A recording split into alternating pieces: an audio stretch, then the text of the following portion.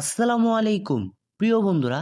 ইমোতে যেন আপনাকে অপরিচিত কেউ কল না দিতে পারে, এই অপশনটি আপনারা কিভাবে চালু করবেন চলুন আমরা দেখে নিই।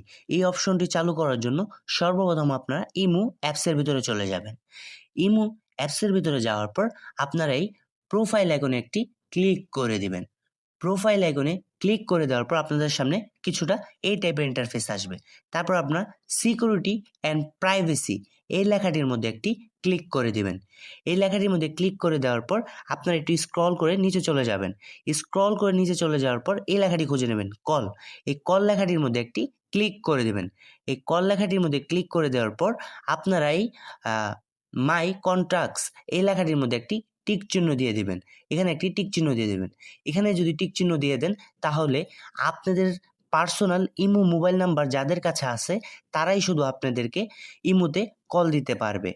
আর অপরিচিত কেউ আপনাকে ইমোতে কল দিয়ে আর ডিস্টার্ব করতে পারবে না।